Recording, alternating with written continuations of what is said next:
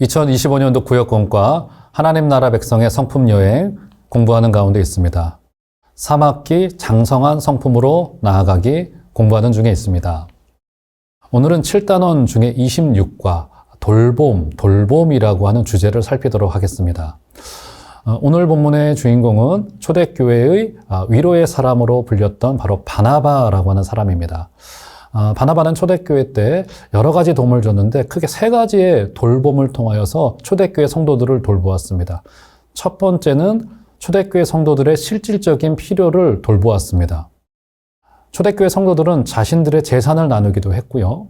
어려운 사람들을 돕기 위하여서 바나바와 같은 인물은 자신의 밭과 집을 팔아서 돕기도 했습니다.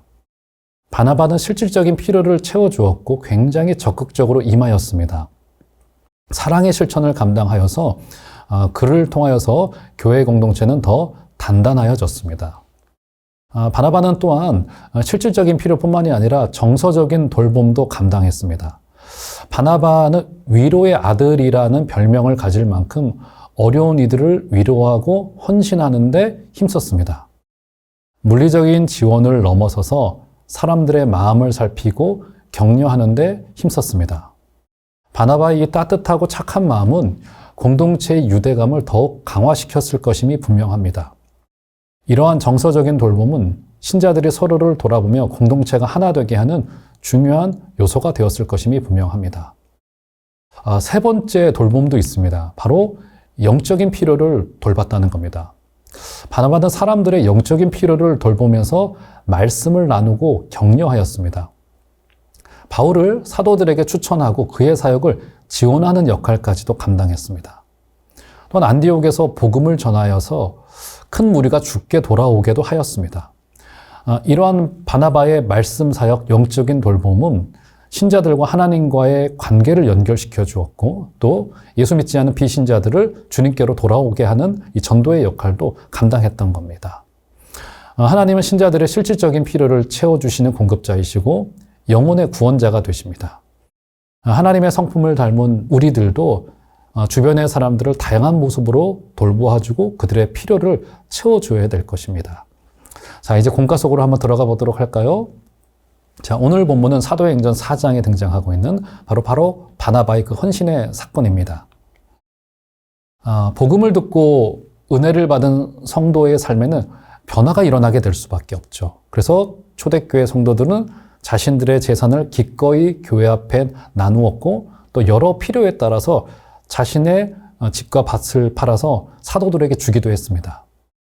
하나님의 사랑을 받은 사람들은 자연히 다른 사람들을 돌보게 됩니다.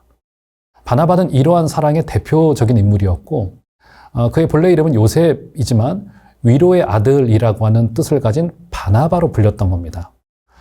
그는 어려운 이들을 위로하며 물질적으로 돌봄을 실천을 했습니다. 그의 헌신은 초대교회에 큰 영향을 미쳤고 하나님의 놀라운 일을 여는 기초로 작용되기도 했습니다. 자, 한번 문제를 풀어볼까요? 바나바가 어떤 인물이었습니까? 바나바는 레위 사람 출신으로서 본명은 요셉이었고요. 그의 별명이었던 바나바는 위로의 아들이라고 하는 뜻을 담고 있습니다. 아마 바나바의 집안이 조금 부유했던 집안이었던 것 같아요. 그의 사촌 마가의 어머니가 큰 집을 소유했던 것처럼 바나바도 아마 그랬던 것 같습니다.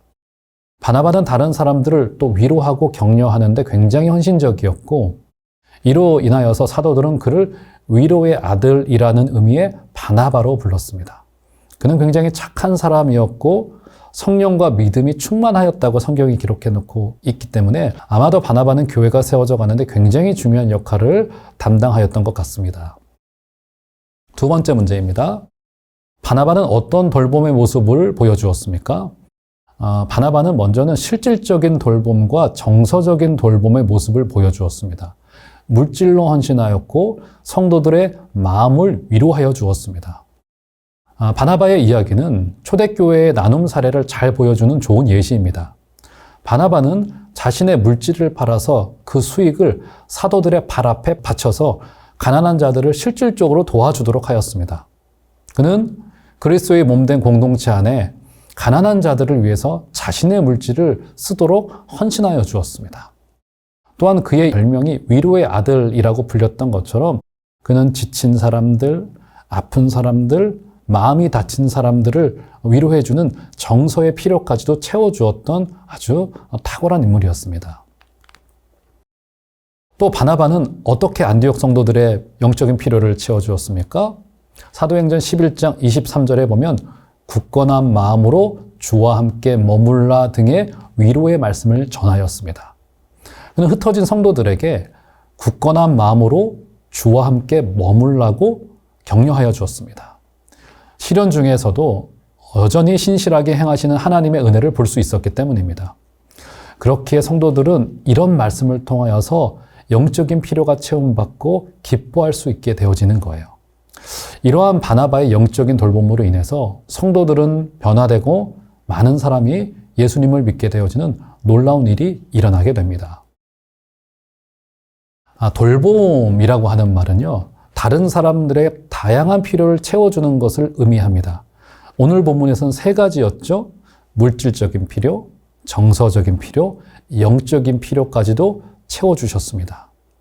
우리는 먼저는 우리에게 이미 많은 필요를 채워주신 하나님의 은혜를 경험한 자들입니다. 그렇게 이제 우리도 하나님의 성품인 이 돌봄이라고 하는 성품을 우리 속에서 나타내야 합니다.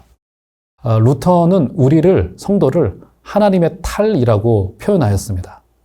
하나님의 탈로서 우리는 하나님께서 보여주신 사랑과 돌봄의 모습을 공동체에 보여주어 온전하게 교회로 세워져 나아가야만 합니다.